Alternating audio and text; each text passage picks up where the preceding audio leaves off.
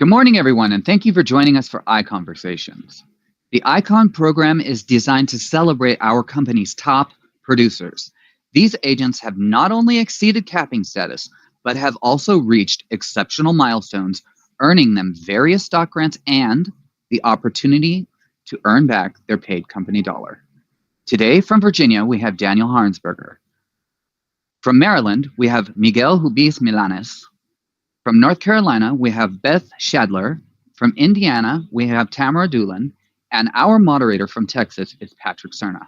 Patrick, take it away. Turn off mute. Okay, just took it off of the mute.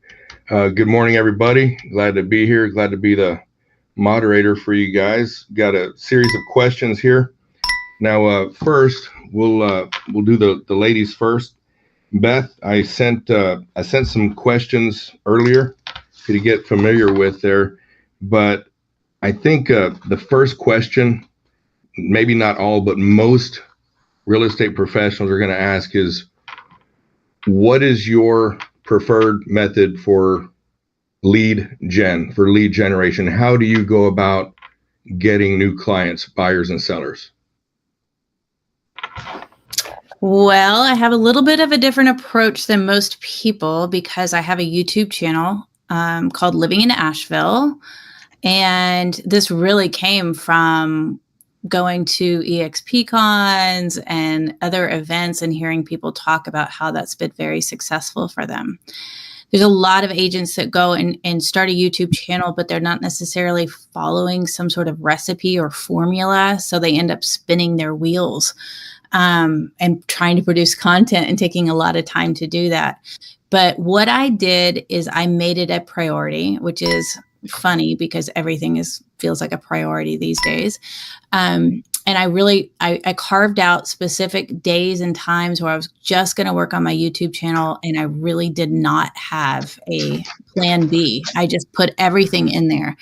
So I go out and I highlight small towns and I highlight Asheville and I highlight the region and talk to people, especially relocation buyers who are thinking about moving to the area because it's a tourist destination. And also during COVID, people realized we can live anywhere and they started moving there.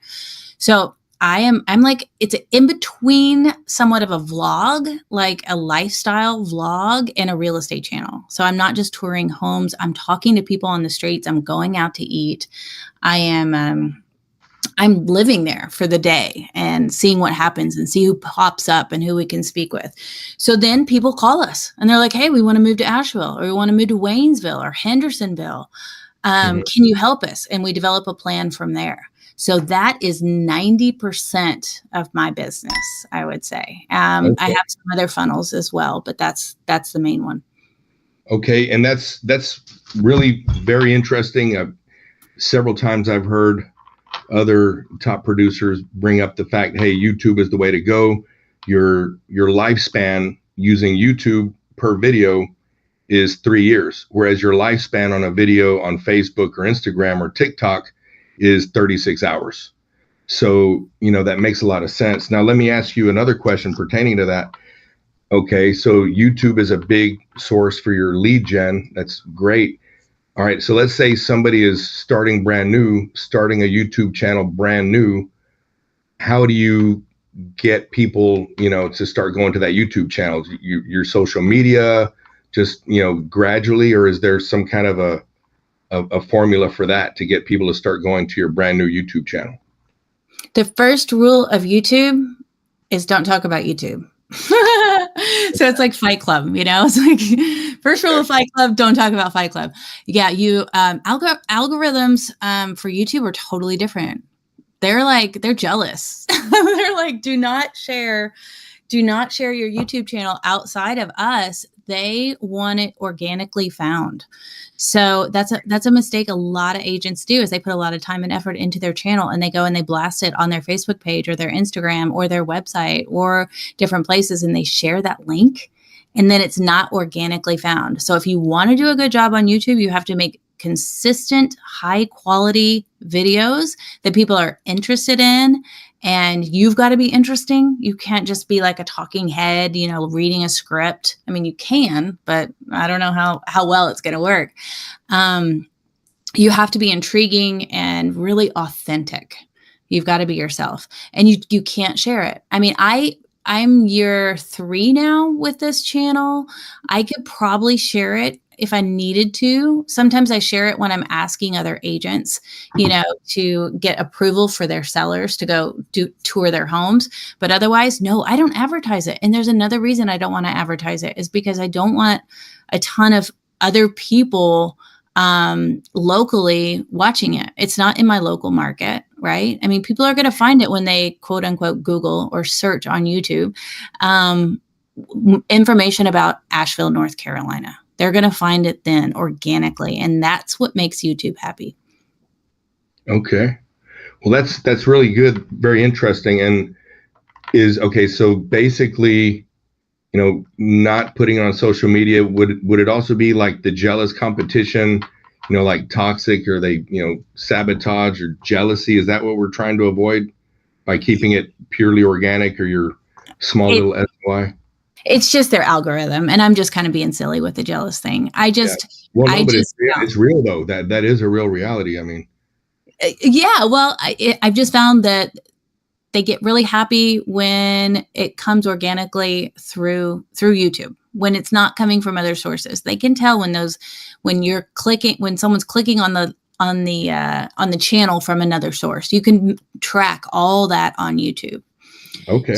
So for me, when it comes to leads, YouTube has been the best. When it comes to relationships with other realtors and people in my market, then short form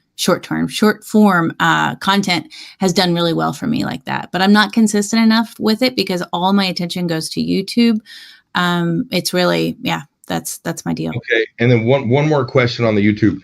So on your videos, are they 45 second, 3 minute, 15 minute? What's your, I'm sure you've got different formulae for that. So for YouTube, my videos are 25 to 35 minutes. Okay. It's a whole TV show. So every Saturday at 11 o'clock, I have a TV show called Living in Asheville that comes out that people follow, and they know that it's going to come out every Saturday at 11. Okay. All right. So consistency and predictability. Excellent. Thank you. Thank you very much for that, Beth. All right. So Miguel, you kind of got a little warning shot there. Your microphone is still on the mute. You want to take it off of the mute there, Miguel. So same question for you. What is your preferred lead gen system, or one of your favorite lead gen, Miguel? And your mute is on. There you go. All right, Miguel. Hey, Brian, we're not hearing Miguel. Okay, well, Beth, you might be the star speaker today. We're gonna until we get Miguel on. Miguel, something's wrong with your mic there. Okay, so we're gonna go on to a new question for you, Beth. We are talking about the marketing. Okay, so a discipline in real estate. I'm looking at my question number 3. What is one discipline or habit that you've stuck to, even when results were not showing up yet, that you now realize made all the difference for your success? So especially when we're getting rejected, no results, it's one of those months you have minimum, maybe 0 closings. What is the one habit that you stick to that helps you to continue staying on top of the game? Well, I remember when I first got into real estate, Carrie Briner said, be like a fish. Just, I think their span of memory is not very long. And so let things flow off of you, especially when you're getting rejected, that whole next mentality, and to not take it personally. And that's a really good practice in life as well, right? Because not everybody's going to be for us. And so there's a certain amount of trust that has to happen, that the things that are for us will come to us, and the things that are not will not. So holding that trust, and also I mean, just an example, in my business in the beginning, there was a retirement community that was going to be moving to town in 2 years. And they were having all these meetings, these lunch and learns for people who were considering moving into a retirement community. And I went 3 times a month. And I sat and I listened to the same presentation with these people. And I handed out my business card and I said, hey, listen, when you're thinking about downsizing and moving into this retirement community, I can help you from step A to Z, do that and make it really easy. 2 years later, when it finally opened, that's kind of when it paid off. And that's a really good partnership that I have now, because everybody that's selling their house to move into that retirement community calls us. Man, that's excellent. And that's because you stuck with it. You didn't quit. You didn't give up. No, and it was kind of risky too, because, in that amount of time, anything can happen, because they then hire a salesperson to get people to move that are moving into, and they could have had a best friend or a sister or somebody who's in real estate that they could have referred to. So it was, that's where trust paid off as well. Right. Okay. Well, excellent. And, you mentioned something about, like let it be water off of a duck's back. In about 13, 14 years ago, when I was in my previous career profession, for 12 months, I was a hospital chaplain, full-time hospital chaplain in a 650 bed hospital. On average, three to six people would die every day. It was a high turnover rate of mortality. And I had an obligation. As one of the chaplains, I was one of 9 chaplains in that hospital. Frequently, I'd spend the night there. And we had to do a minimum of 20 visits a day. And, each one of the 9 chaplains belonged to a different flavor or tradition of Christianity or Judaism or something else. And frequently I'd go into the room and they would kick me out because they didn't like my flavor of Christianity, and total rejection. And it was every day, I'd get kicked out of, get out of here, at least 3 times a day. And eventually you just have to get a thick skin and realize they're not really rejecting you. They're rejecting the message, or maybe, they just don't like at this time in their life or time of the day, they're just not ready for this message. So you just got to, like what you said, let it be the water off of a duck's back and just move on, go to the next one. So, okay, that's good. Now, is Miguel's microphone working yet? Yep. Can you hear me now? It is. Okay, we can hear you. All right, Miguel. So we're going to go to that question for you. That first one, congratulations on making Icon again.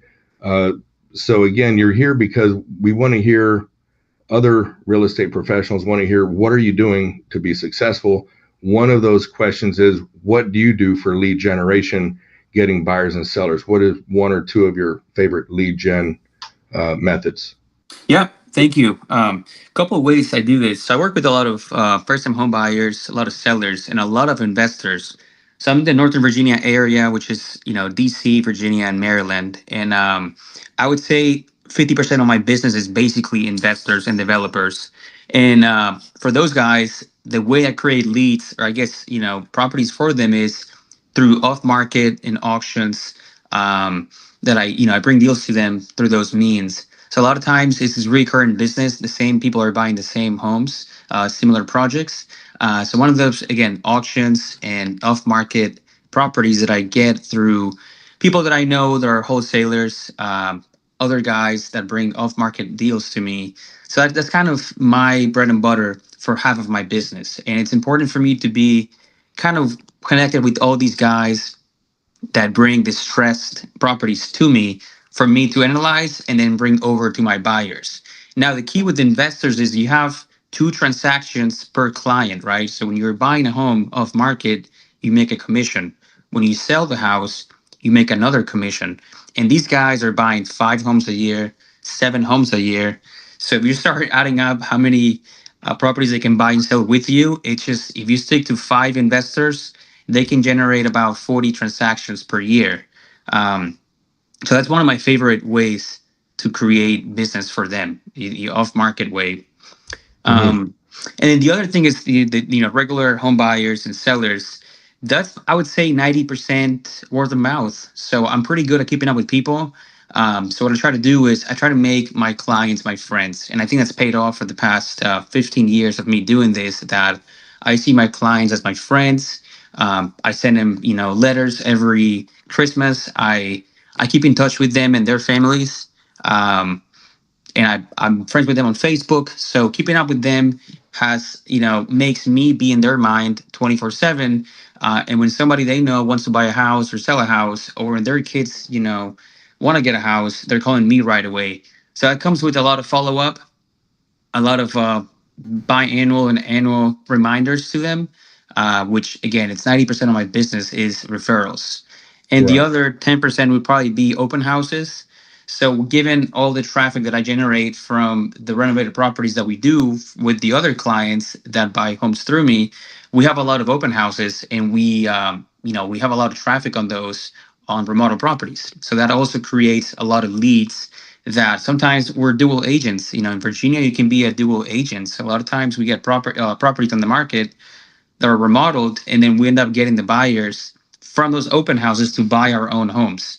So it's like whole cascade effect that you have an investor buy a home, they remodel it, you make two commissions there, and then that generates buyers for that same property. Right. Right. Yeah, that's a great strategy. And here in Texas, I've also dealt with investors like that, and a lot of times with land, they buy 100 acres, and then let's say at 4,000 an acre, and then subdivide it into 10-acre tracts. You got 10 acre now. Now you're selling it 6,000, 8,000 acre. You get a double return on your money. Usually in 2 to 6 months, it's all sold out and go on to the next one. So like what you said there. You're getting commission up front, and then you get to relist it after it's been, for flipping purposes. And then you mentioned something about dual agent. I know we've got this auditorium, everybody in this auditorium, we've got Canada, we got USA, different states. In different states, there are different laws, as regarding agency. But at least in Texas, we have, to where we're not able to do that. We can do intermediary. But one way in Texas that we do it legally and ethically is we always make sure, if there's not an agent or broker on the other side of the transaction, just a very simple 1-page document, and it's the representation disclosure.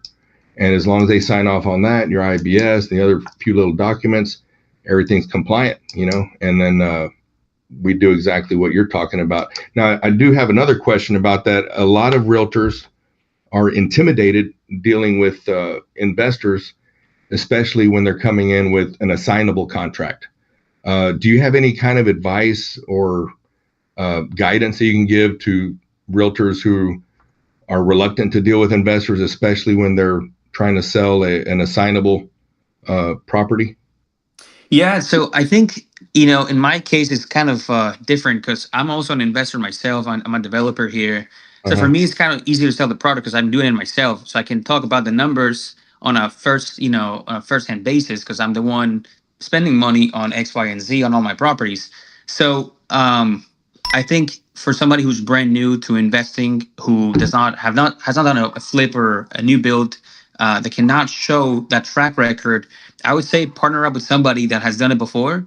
I'm somebody who believes in buying stuff that people believe in, right? So a lot of times when you don't know too much about the product you're selling, like the investment side of things, I would say the best thing is going with somebody who's done it and kind of go half and half on the first deal. That way you can show them, hey, this guy that I know, my partner, and EXP has a lot of agents that are investors. We have a lot here in the DMV area. So find somebody within EXP that has done flips before or has worked with investors, and kind of tag along and have them kind of show you the ways so you can build some confidence in your own client. Once you have done that, the second, third deal, and fourth deal, and from there on, should be a lot easier. Right. And dealing with, with all these different, there's a lot of contracts when you come into, the investment side of things. You have assignment contracts. When you go to auctions at the courthouse, it's different contracts. And it's important to know the legal structure of how things are done. A lot of times you're buying all these homes using companies, right? LLCs. Right. Where I'm from, we have 3 states within half an hour of driving distance. So knowing the laws of each state for LLCs, it's very important. Also, knowing about deposits and stuff like that are not refundable can be scary for a lot of people. You're putting up 30K, 40K, 100K sometimes for EMDs, not refundable. And also having access to financing is very important, right? So you want to have all your ducks in a row when it comes to the legal structure of the LLC you're using for that purchase, the contract you're analyzing, and also the financing. That way, the risk and your fear to deal with those things goes down because you have everything lined up. And again, it comes with experience. So if you're somebody who's brand new, it's going to be very tough for you to know all this at once, right? And that's why I keep emphasizing on the importance of having somebody who has done it kind of come with you on the first deal to show you how it's done. And then from there on, you can just do it yourself.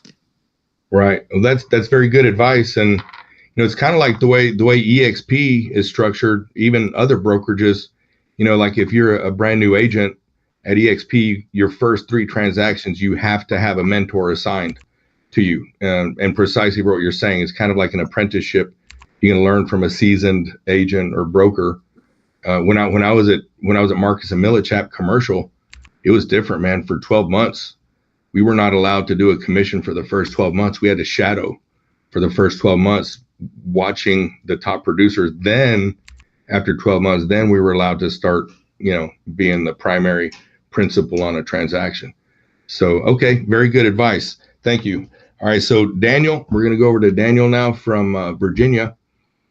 Daniel, we're going to go back to that first question. You being an icon, obviously you're doing a lot of things right, to hit these numbers, production numbers. What is one of or some of your preferred lead generation methods that you use? Hey, I think we see each other here every Friday, Patrick. So yeah, my biggest thing is repeat clients, database, center of influence. That's where over 50% of my business comes from. Beyond that, I'm on the phone calling expireds every morning. For sale by owners, I've started to pay attention to more, and then I do a lot of circle prospecting because we're not in a huge market, so there's not a lot of expireds as a consequence. So I've got to make a lot of phone calls to find my business, and then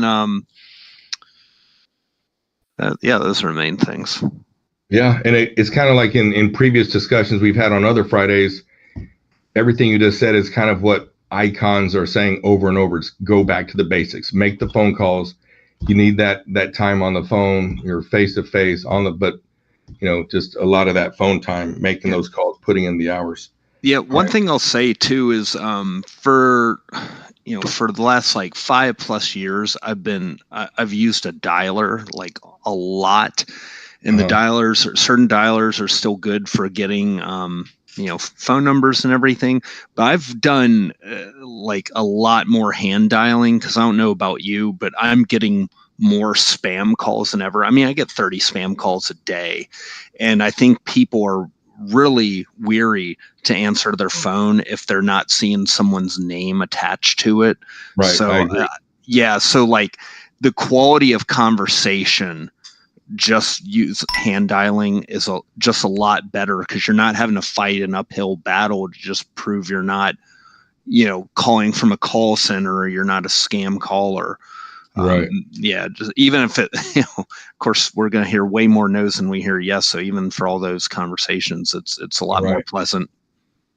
Now, a lot of these dialers and robo dial, in my experience, even the high end ones, when the recipient gets that phone call, they can still tell, hey, this is a robo dial, this is an auto dial before the real human being gets on. There's always that 1 to 5 second delay. A lot of times they just hang up right there. And again, people can take my opinion with a total grain of salt. I'm not discouraged, but in my experience, when I get a auto dial or robo dial, I usually just hang up right there. Sure. And in my experience of using those, again, I may not have been using the right ones.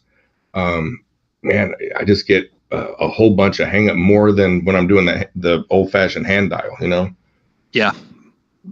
Yeah. Same thing.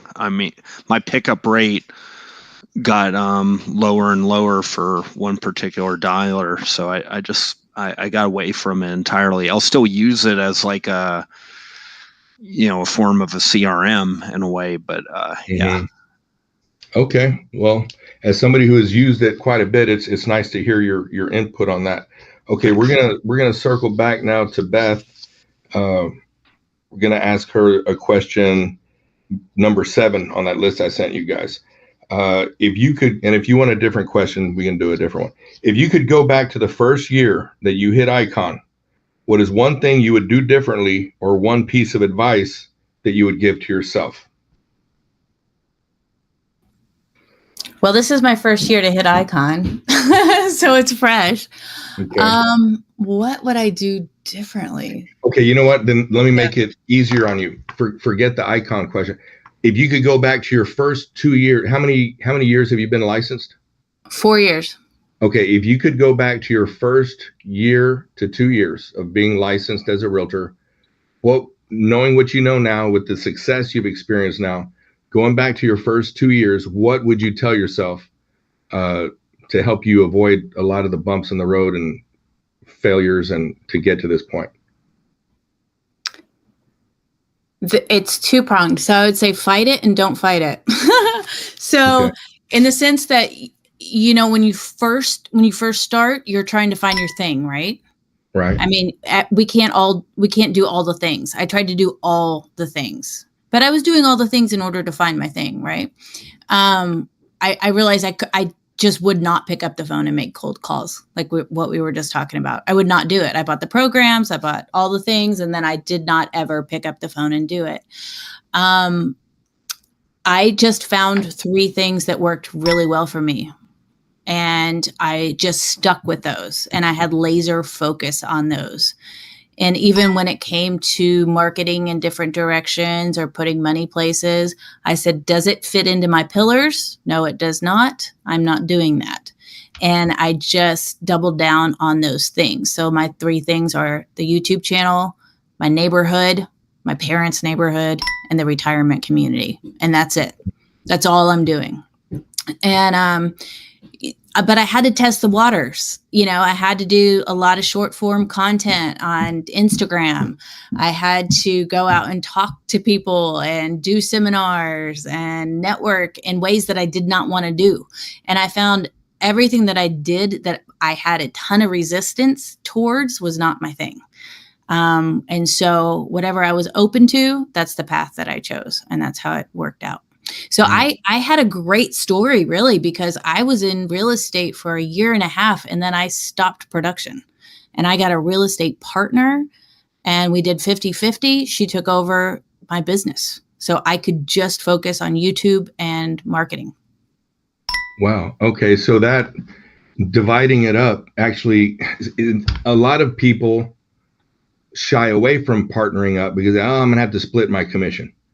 But then like what you're saying right there is, hey, I'm willing to split my commission, but I'm able to expand. That just bought me time to start doing what I love, which is that YouTube, which brings me a whole new series of clientele, buyers and sellers, right?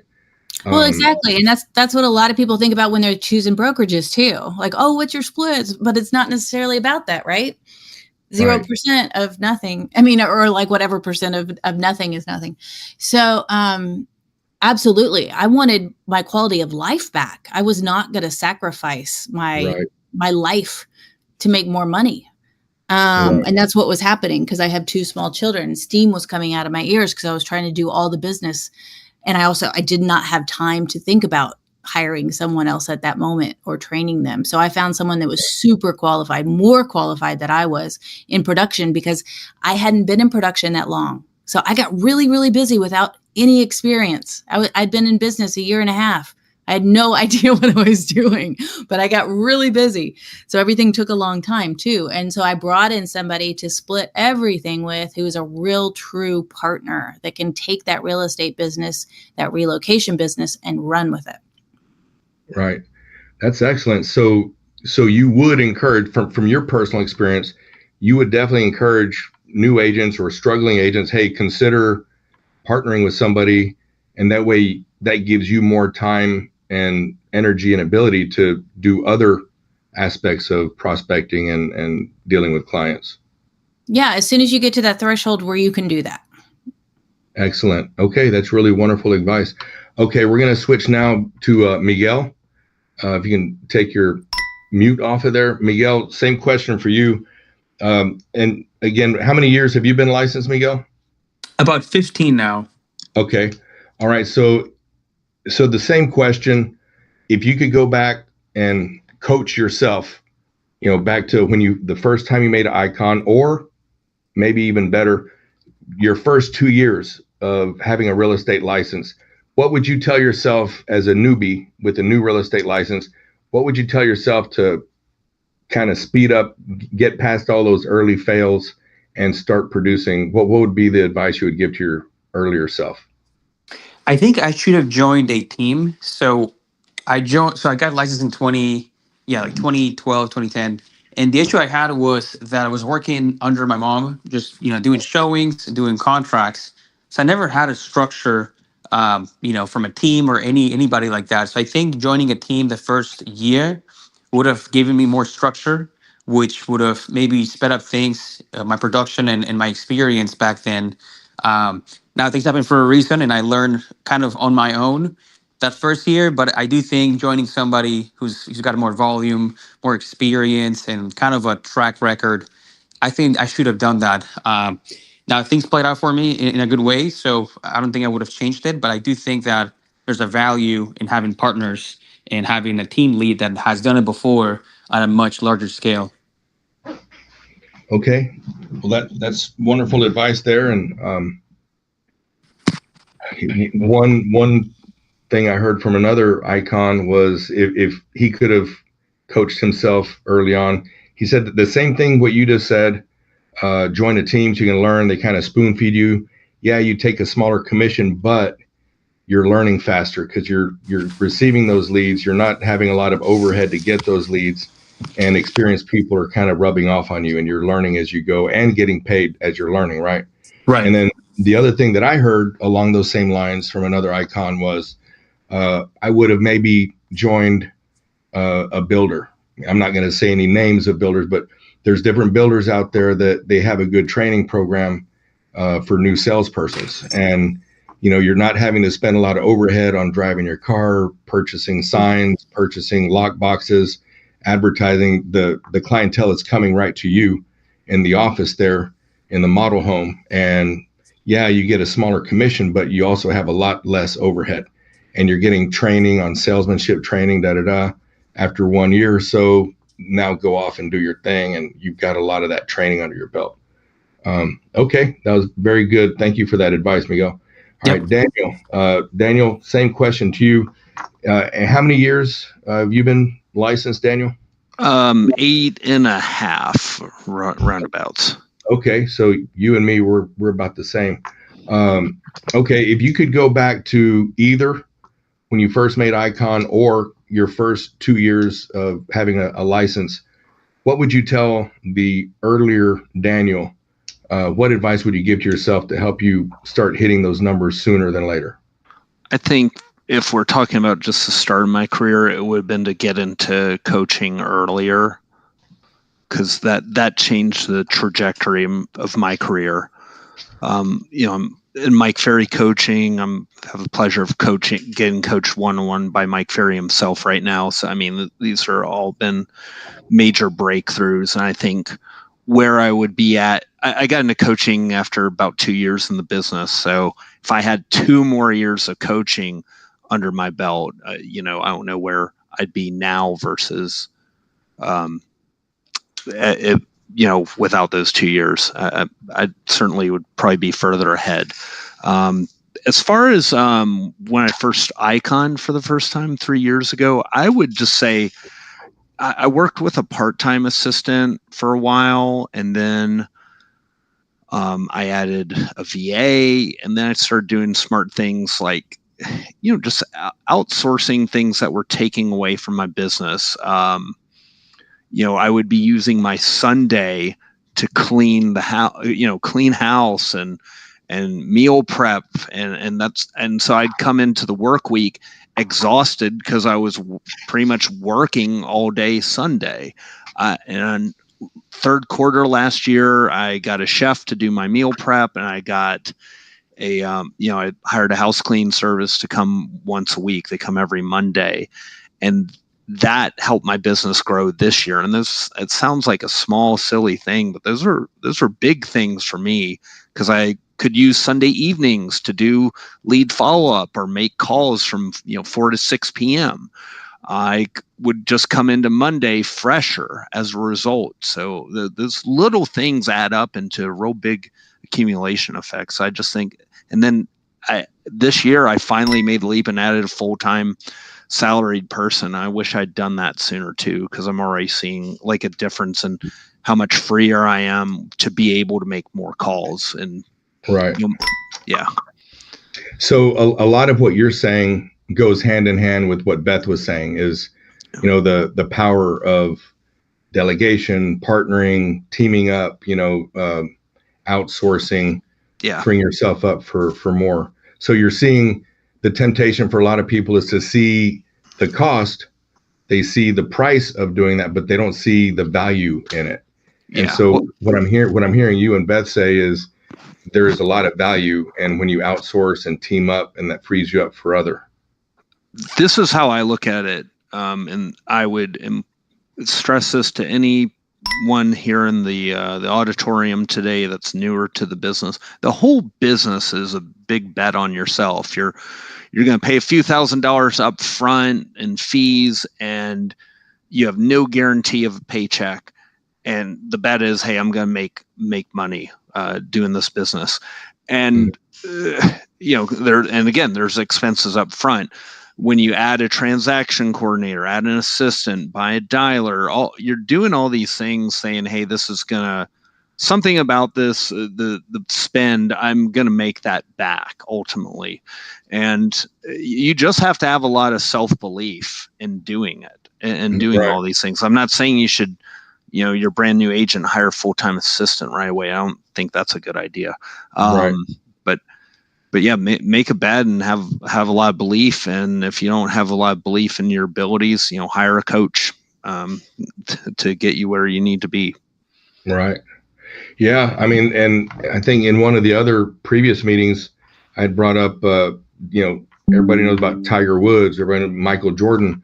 And Tiger Woods back in the day, like 15 years ago, he was paying a coach $20,000 a month to basically tell him everything he's doing wrong. And Michael Jordan, same thing. And, when people are coachable and able to see the benefit of being coached and not, reinventing the wheel for the 100th time, it shortens up the learning curve, and you start producing faster. Right. Very good. Okay. Thank you for that. All right. So Beth, we're going to go back to you now. I'm going to go to the bottom of my question list here. What are your best tips for bringing more buyers to your listings? And I'm using this question right now because we're at a stage in our economy where a lot of listings are just becoming stale and just sitting. We've got this glut of listings and the high interest rates. A lot of buyers are, I'm going to wait for the rates to drop. So right now there's just a lot of listings, and we're at a record high of delistings. People just saying, let's terminate the listing. Let's wait a year or two. So do you have any tips for bringing more buyers to listings, especially when they've been sitting for a long time? That's a great question for right now. It is so tricky. So of course we have the benefit of offering to showcase their home on our YouTube channel, which helps because people see it all over the US and the world. It feels like a song and dance right now. We are having a really tough time in Nashville, as we are nationwide. And I think the more opportunities to promote it, the better. So even smaller price reductions. There's a lot of sellers right now that don't have a lot more to give. They don't have more leverage. So even suggesting and it's embarrassing sometimes, but the 5 or 10K price reduction just to get it to pop back up so we can send another email out, so we can, again, put it on our social media and talk about it, find unique aspects of the property to showcase. But really, it's been pretty tricky because we're not selling properties in the same way that we used to when things were flying off. And I haven't been in the business for 20 plus years. So it feels like a whole new terrain to navigate. Yeah. So you basically came in, you're one of the, you're coming in at one of the roughest times in real estate history. And the fact that you're hitting Icon and you're still relatively new, that says a lot about you. So that's great. That's awesome. Okay, and I personally, I've got more than ever listings that are sitting. So I'm not just asking these questions to you guys academically. It's like for real. Help me to sell some of these listings. You know what I mean? So, okay, well, let's go over to Miguel. Same question. In this economy, we got high rates. A lot of buyers are scared to make a move. A lot of listings are just sitting there getting stale and dormant. Do you have any tricks up your sleeve, any strategies that have helped you in getting these stale listings under contract? Yes, I think number one thing is the pricing of the house, and it comes with a lot of like a mental barrier that sellers have. All sellers think their home is worth $1 million. They're proud of their home. They're emotionally attached to it too. So I think it comes down to the data and showing your seller the data that there's out there, the comparables, square foot base and all that stuff. So I think what I've done with my sellers, I've shown them the data, like I do with all my sellers, Right. and I price my listings below those comparables, right? So I don't want to be at a point that I'm competing with those that have already sold. I want to be below them and hopefully end up above them. But I think starting with the listing price, if you start too high, you do a price cut, 25K price cut, 50K price cut, then those buyers, they have Zillow and all the other apps, they'll see there's a price drop for X amount and they'll take advantage of that and sometimes even go below what you've already dropped it to. So I think to avoid those price cuts that will end up netting you less, I think it's best to list it below the comparables. With all the stuff now, pictures, 3D models, 3D tours, we pay a lot of that. So we always do 3D tours for all our properties, so buyers can see the home from their house and their phone. We do Facebook ads too, so we run a lot of ads on Facebook to generate traffic. And then for open houses, we door knock on the neighbors' doors. We leave them flyers a day or 2 days before the open house so they can come out.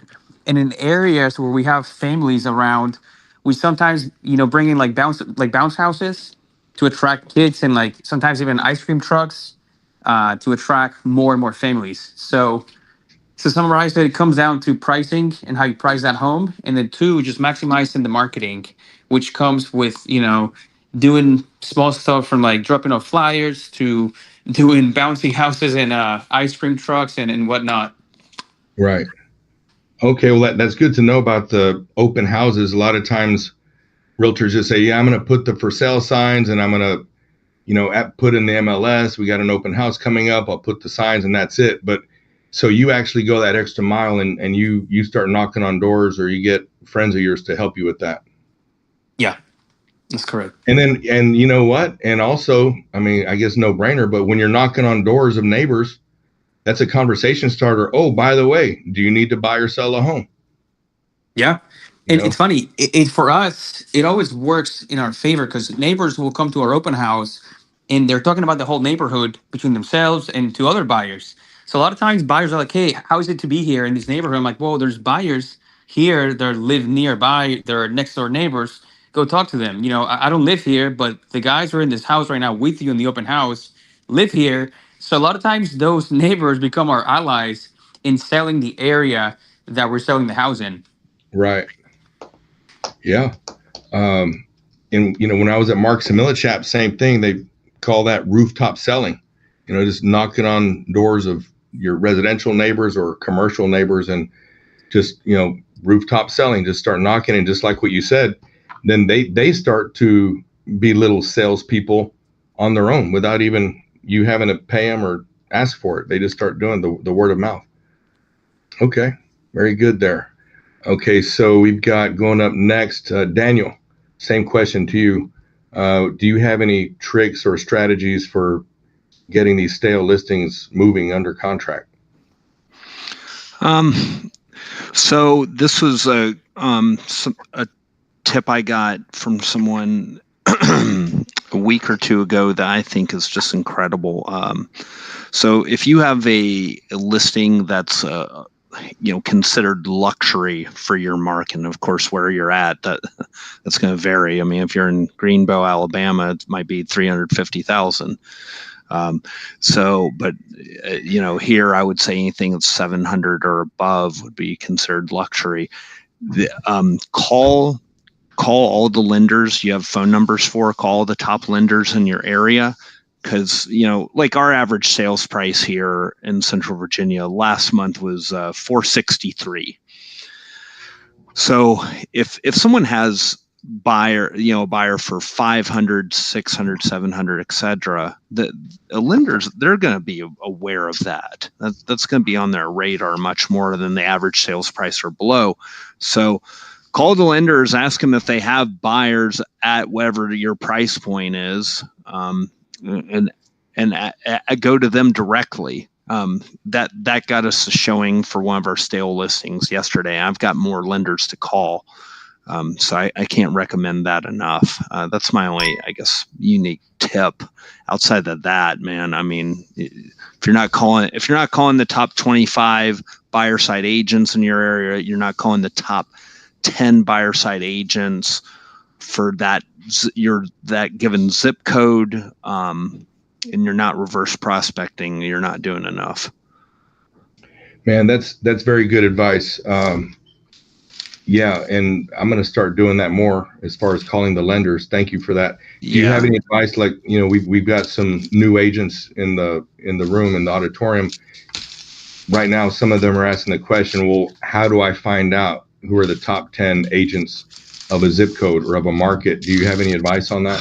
Well, my lender pulls that for me, or his assistant pulls that information for me, and I would find it hard to believe that whoever your go-to lender is in your market or for your brokerage wouldn't be able to get that information for you. But if they couldn't for some reason, our MLS, I can look at market stats, I can look at the last 12 months, and I can isolate it by listing sold, total sales, or buyer side sales.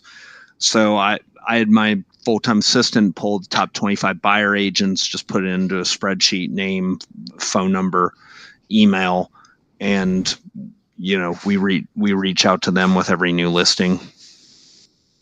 Okay, man. Well, that's really very good advice. I know a lot of us are going to take that to heart. I know I'm going to call my lender here later this afternoon. Hey, you got to help me with some names here and phone numbers. Very good. Thank you. Yeah, and by the way, I think if you do that for every single listing, and you can, with clear conscience, tell the next seller you meet with about your sales plan of action, I would find it hard to believe that the majority of your competition does any one of those things. Right. Yeah, I think that you're right. I really do think that you're right. So we thank you for that wisdom. That's good, unique strategy there. Yes. Okay, so now, everybody, I'm going to go on to my question number 10 there. We'll go to you, Beth. How do you approach homeowners locked into low rates who might want to sell? So right now we have a lot of sellers that are reading the newspapers. Sales are very low compared to previous years. Interest rates are high. Buyers are scared. I'm going to sell my house, and then I'm going to have to buy a house. I'm in a 3.1% mortgage monthly payment right now. After I sell this house, then I'm going to buy the next one at a 7% or 6.8%. Why do I want to do that? Okay, so this is an important question for all of us, because we're dealing with this pushback almost every time. Beth, do you have any response to that question? I probably am not the best person to respond to this one. Because I don't do a lot of listings or sellers, and also don't do a ton of production right now in that category. But Okay. The only thing that comes to mind immediately is that prices are lower. So Right. that would help. But there's probably someone better. No, well, that's a good, and that's one of the things I tell sellers is, hey, state the obvious, and the prices will be lower. It's going to balance out. And then I tell them, well, okay, when the rates come down in 2 years or more or less, we hope. Well, guess what? Now prices go up, and you're going to pay more, and then there's going to be more buyers. They're going to come out of the woodwork. You're going to start getting the bidding wars. At least now you can buy it on the front end much cheaper, and then you refi it later. Boom, and then you kind of start hitting them from that angle. But yeah, you're right. Very good. Miguel, same question. In this market with high interest rates, got a lot of sellers. They do want to sell, but they're nervous about that. I'm going to sell my house. I got a 3.1% interest rate on my mortgage now. I'm going to get into a new home with a 7%. Why do I want to do that? I'm going to wait a couple of years. Miguel, what do you tell that kind of a seller or potential seller? It's like a two-part answer. So number one is with all my sellers, I go with the why, right? So why do you want to move? Like what's the driving factor behind you moving out, right? So you want to get a condo because you're downsizing, you want to upsize. So that why tells me a lot about their goals, right? And a lot of times I tell sellers keep your house and rent it out. So a lot of times I do the math, keeping the house as a rental and getting that cash flow, and then applying that cash flow towards a new mortgage. So I had a client not long ago. He had a townhome that he paid $2,000 a month on, and the rents were $3,200 in Annapolis, right? So he said, "I have cash to get the new house. I want a bigger house because I'm gonna have kids and whatnot." So doing the numbers, he was better off keeping the home as a rental and using that cash flow from the rental to offset the increase on his new mortgage, right? So again, going with the why do you want to move, and also doing the math, and if possible, keeping the current home if they have the cash for the new house, and offsetting that mortgage with the cash flow. And number two is it's kind of, it's actually like the saying that goes, marry the house and date the rate.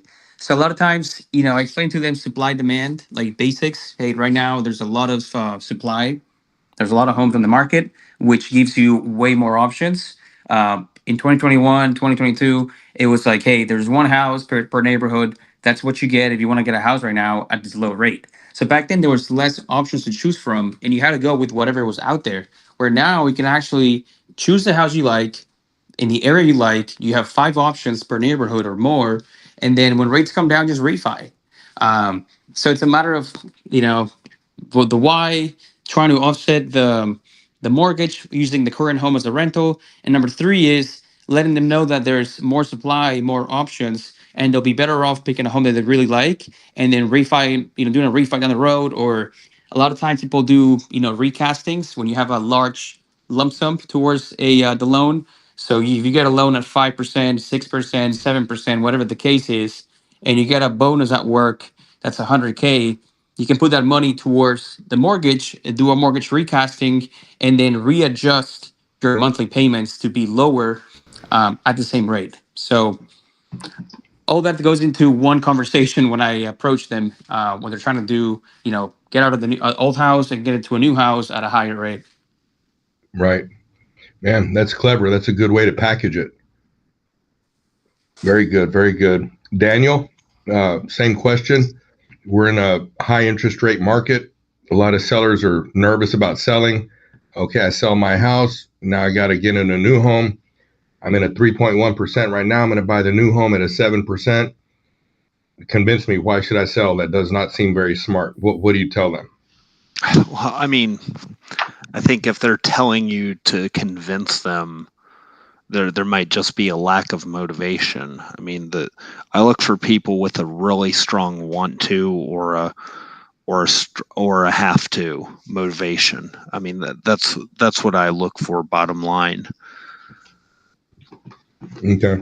And yeah, it doesn't come in this market where the last I see, someone calls expireds every day. I see so many come up from that were purchased in 2023, and in years past there'd be enough appreciation from 2 years before that they could sell, make a profit, and make sense. So again, you have someone I have someone who I just took a listing from 2 days ago. We're pricing at $10,000 less than what they paid for it last year during the peak of our market. But they had the motivation is there, and so they're on board with it, and it makes sense to market. And you got to look at, I'm kind of going on a total sidebar here, but we looked at not only what had recently sold, but what's active on the market today, so that we're competitively priced and someone comes to our listing versus competition. So very good. Yep.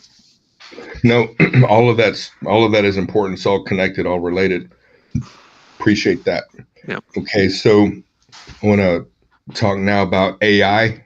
If anybody's on social media, you're on Instagram or Facebook or anything, all you see is all kinds of AI, right and left. Most of us are using AI to some extent, whether it's Grok or the ChatGPT or what have you. And there's a lot of lead gen and CRM using the AI now. So that's my next question for everybody. Number 12, how are you using AI or tech tools in your business? How is it helping you? So I know that with Beth, she's using the YouTube it's really helping her quite a bit. Are you using anything else, AI, Beth, to help you with your approach of using YouTube? I do. I use Grok for a lot of research, and then ChatGPT, of course, to run things through. I would never use it word for word because you really need to make sure that you're authentic in your communication with your clients. And especially for what I do, just kind of thinking about leveraging the information that we have on the area to attract people to. What else? Fixer, right? We get access to Fixer, I think, through EXP. Certain people do. I'm not exactly sure how that works. We're getting ready to add that, but I've heard a lot of people have wonderful things to say about that when it comes to email organization.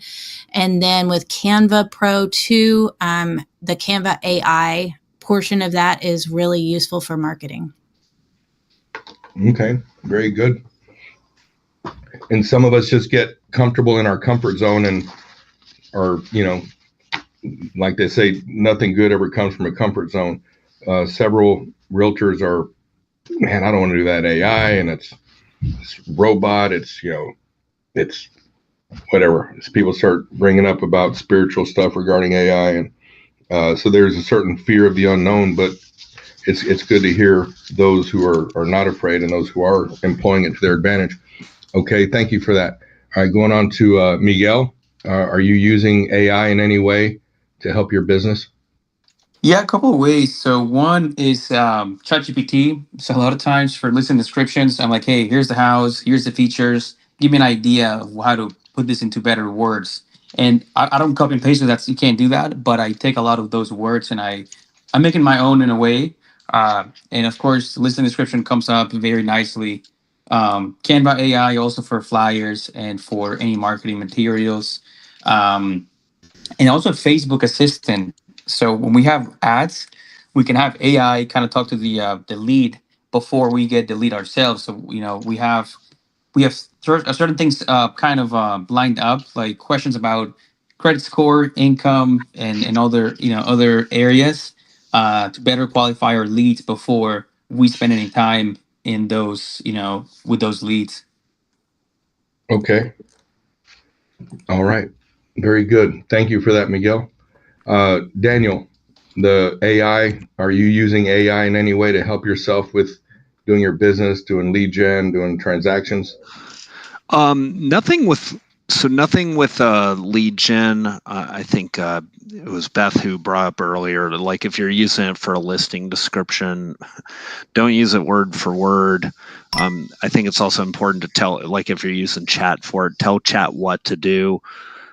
with the listing description, like don't have the bedroom, bathroom square footage count until at least third paragraph, because any of the public sites, that's going to be right at the top of the listing anyways. One thing I used it for recently. We all use SkySlope here. Is that correct? Or is that just a Virginia thing? Or I thought it was the EXP thing. Yeah. So right when I was putting together a training manual for my full-time assistant, I told Chat, hey, put together an outline, format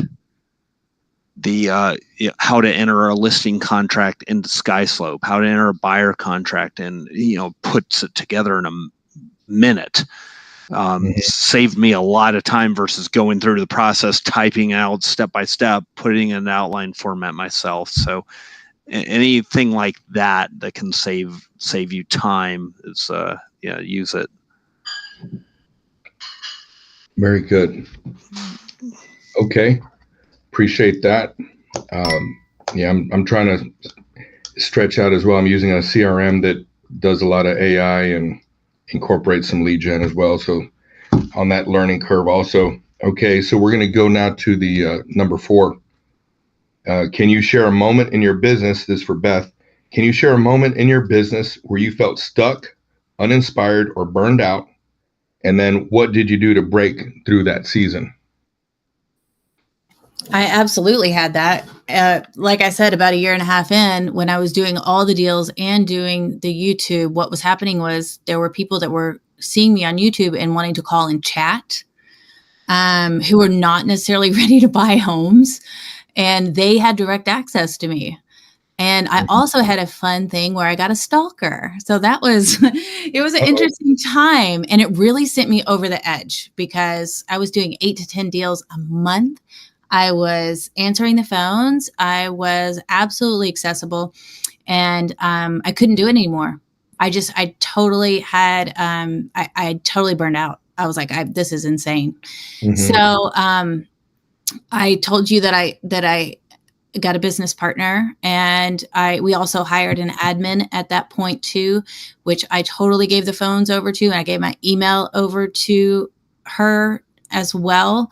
And she would qualify all the leads, answer phones, do everything that we needed. We always had a TC service that we use per transaction that only does TC stuff.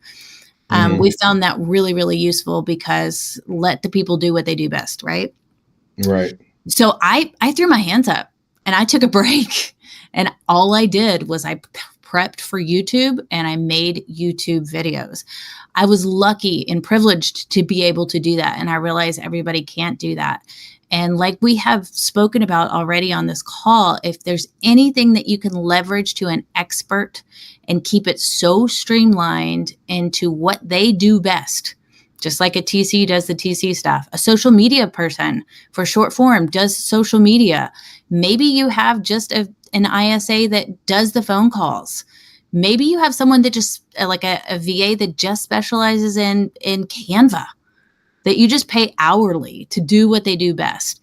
That leaves a lot of space for you to do what you do best. So I threw my hands up, and I got a beautiful long break where I got to really, I cleared my channel for my channel. So that I could really come back into the business in my full authentic form and do the best job that I could do.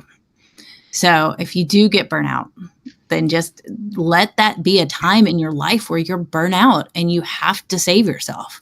You have to find a way to save yourself and ask for help. That's really good advice. I'm glad that you're pointing that out, because a lot of people are like, you know what, I'm bleeding out, I'm hemorrhaging, I'm about to die, but I'm going to keep going no matter what. And then they just really crash and burn, because now they're going in a race with no fuel in the gas tank, and that's worse, Yeah, and you're not going to do a good job. You're going to lose clients. You're not the thing that you're setting out to achieve. You're not going to achieve if you're running on fumes. Good advice. Great advice. All right, Miguel, same question going to you.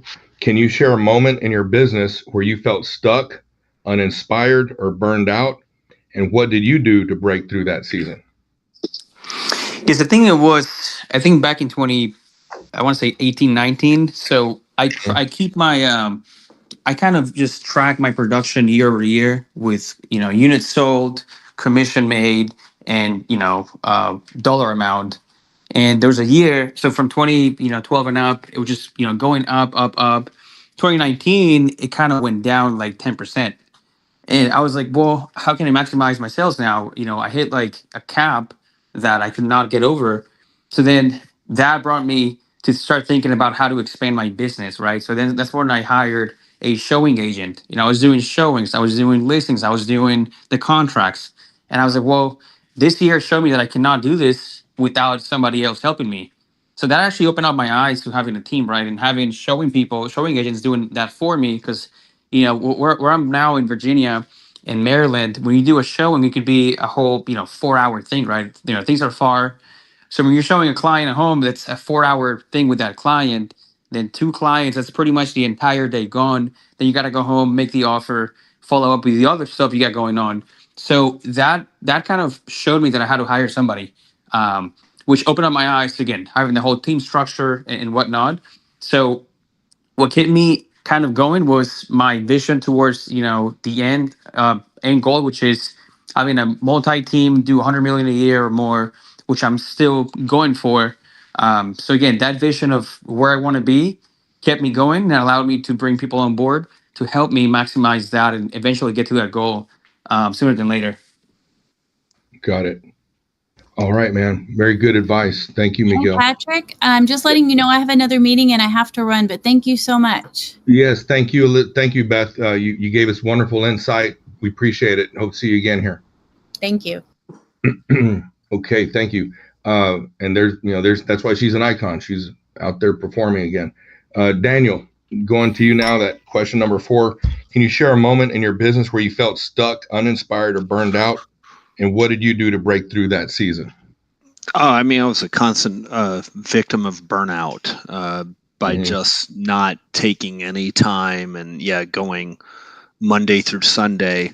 So the best thing you can do is come up, I think, preventive maintenance wise, come up ahead of the new year, put together a business plan, put together a business calendar, and plot your time off and honor it. And